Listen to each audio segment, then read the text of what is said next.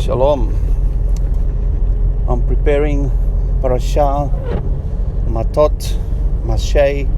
Masay together with Shavuot.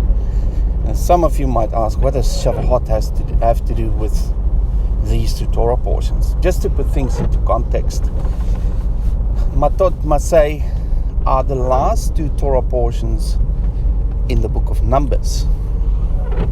That's the book Mabitbar, that has to do with the wilderness or the desert. We are on the brink of entering into Devarim, which is the repeating of the law, double law. That's where Deuteronomy comes from. The word Deuteronomy means double law, repeating of the law. And that's what the book of Devarim is about, or Deuteronomy. How it connects to Shavuot. Shavuot is where the commandments are given from the mountain. Now, there were different mediums of transferring the information from the spiritual into the physical. Now, Yahweh chose to speak the 10 commandments or the 10 words from the mountain. That's the medium of sound or words. That's related to the word kol and kal. That means sound and light.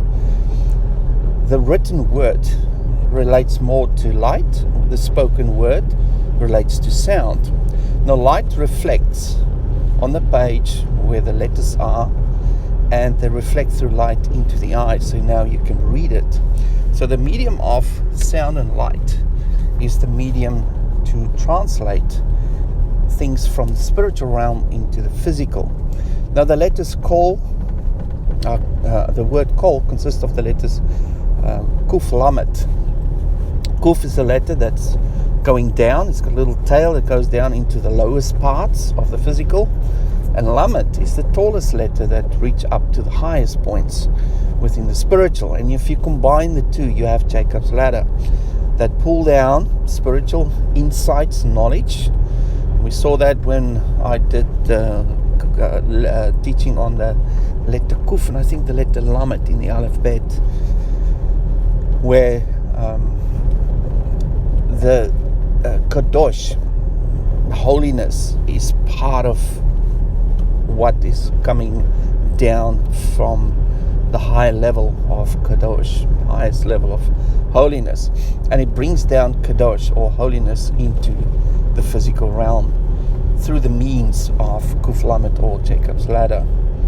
Now, in the same way, the Torah is now being repeated or given again through the medium of light. The first one was sound, Yahweh spoke it. The second one is the tablets, when Moses brought it down in the form of light, or the reflection of light on the tablets that go into the eye and where you can read the words.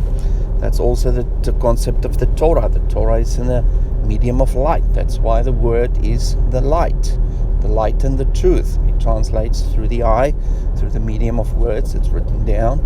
It comes from a higher source of light, reflecting it upon a page, which is the code that captured the spiritual ideas and reflect them into your mind so that your mind can be shaped accordingly. But what happened at this event, and this is what we're going to celebrate this weekend, day 103 of the counting of the Omer, is the first set of commandments that was broken. Now, if you can recall what happened on that day, 3,000 people died. They worshipped the golden calf. Moshe got angry. He smashed the tablets, and then 3,000 people were judged. If you move fast forward into the book of Acts, on the day of Shavuot, 3,000 people came to faith. So that's the counter of the judgment versus the blessing that came from that event to balance out the darkness and the light. That also confirms the counting of the Omer on the 4th month, which is relating to the harvest, and the harvest can only be ripe after 4 months, which I already covered in the previous Torah portion. If you only count 50 days, the harvest is not ripe. you count 103 days, or at least 100 days, it is most likely for the wheat to be ripe and to bring it as a offering, so it can be harvested. So there's a few things that I mentioned in the previous studies in the theme, or the 50-day count that people normally celebrate, and that is in the theme of the spoken word, the speaking the words from the mountain. Just prior to that event, we're now in the medium of light, where we're gonna read the word from the tablets, but our tablets are broken. We've got a broken understanding of the Torah, so we're still learning and deciphering and putting little pieces together to try and get the truth. Now there's a third event that happened when Moshe went up again, and he will bring down the perfect tablets, and that is King Mashiach. He's going to teach the Torah from the mountain. That's the final Shavuot. So we're still counting the Omer. Even since that day, we're still counting the Omer in the prophetic time frame to get to the second one. And the second one correlates with trumpets. Trumpets is about the coming of King Mashiach. So before he can teach, he needs to come down. And before he can come down, the earth needs to be restored and cleansed. And that's what the judgment is all about. That also relates to Pinchas that we looked at in the previous Torah portion. Now, what I discovered this morning, I looked at the word lots, casting lots. That's linked to pebbles or stone. Through the Gematria, it links to iron.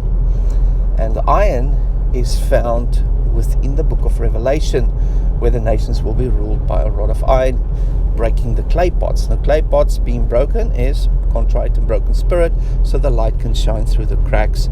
And that's the symbolism of lepers that are now coming to the presence, which is the great multitude that stand before the throne of Yahweh as a result of the Great Tribulation. Now, the rod of iron is found within the fourth church, which is a church that was infiltrated by Jezebel, and the rebellion caused sexual acts.